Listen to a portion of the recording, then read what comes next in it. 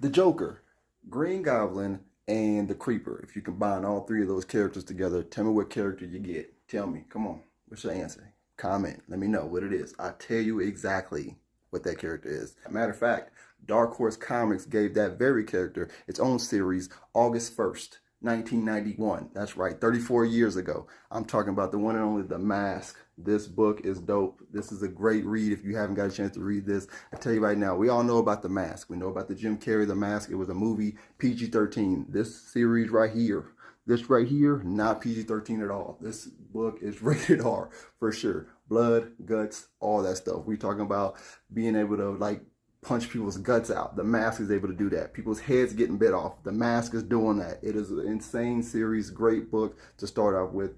Off the top, if you would have got this book back in the day, you would have paid about $250. I don't know if the camera was matching that up and lining that up. $250, not bad. But today, if you can find The Mask #1, which is the first problem, if you can find it, it's not a super rare book, but it's kind of hard to find. It's hard to come across. If you find it, you're going to be paying about $40, so get ready for the buy. You know what I mean? It's not a cheap book. It's not an easy book to find, but if you find it, get ready to pay for it. It's a good read. I'm not going to lie to you. Shout out to The Mask, man. Happy 34th anniversary to The Mask. 34 years of insane. Check it.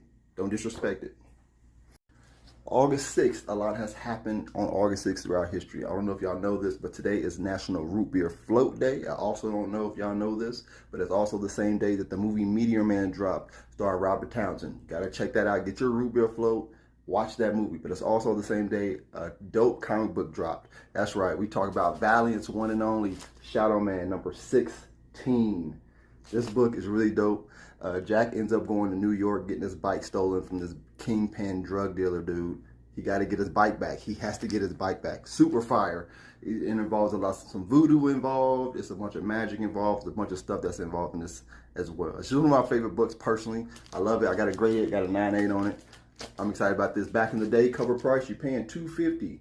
$250 for this book. $250. Now you probably get it for like $3 or something. But be able to find it too. It's not that hard to find, but at the same time, like I said, this is personally one of my favorite books of all time. Gotta check it out. Happy 32nd anniversary to Shadow Man #16. Check it. Don't disrespect it.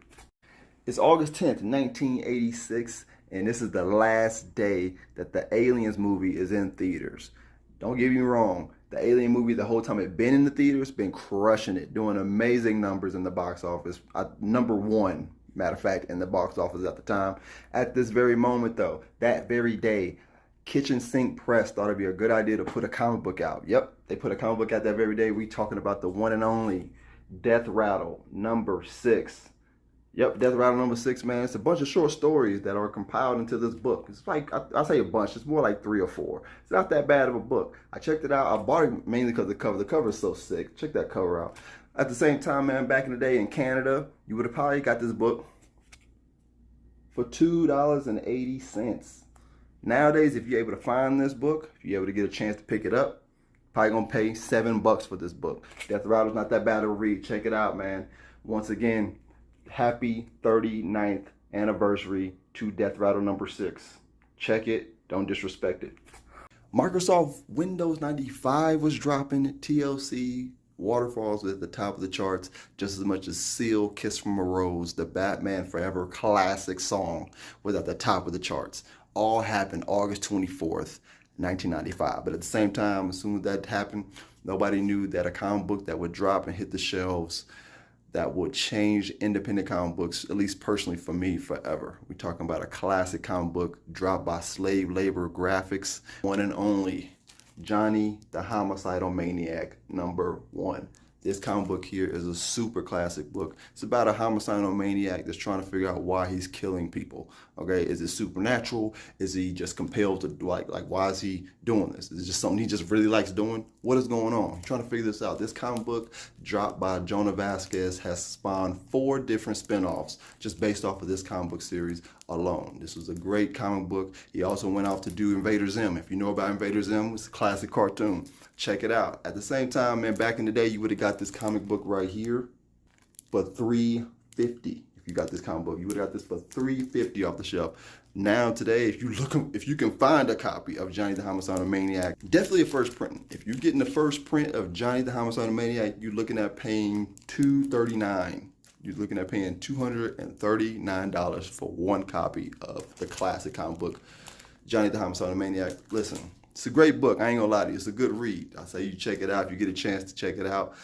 Shout out to just Jonah Vasquez for putting out this classic comic book. Happy 30th anniversary to Johnny the Homicidal Maniac #1. Check it. Don't disrespect it. The Spider-Man movie just dropped, and the cheerleading movie Bring It On is #1 in the box office. You know what date I'm talking about? I'm talking about August 30th, 2000. Also, DC decided to drop a comic book that same day. You know what comic book I'm talking about? If you know, you know. It's a DC one and only. Cartoon Network presents Space Ghost Coast to Coast #12. Space Ghost Coast to Coast, great book, great cartoon. If you know about Space Ghost, he is a late night TV show host back in '94 now. Of course, he did other stuff, Save the Universe and all that, but he retired. He went to go ahead and host the TV show with his two worst enemies, Zorak and Motar. They still his enemies in the talk show. Very funny. The comic book is dope. Trust. Back in the day, you would have got this book for $1.99. Now today, if you happen to find it, you would get it for $7. It's a funny book, man. Space Ghost Coast to Coast. You like Space Ghost? This is just a funny thing, funny spin-off of Space Ghost that I personally enjoyed a lot. Check it out. Happy 25th birthday to Space Ghost Coast to Coast #12.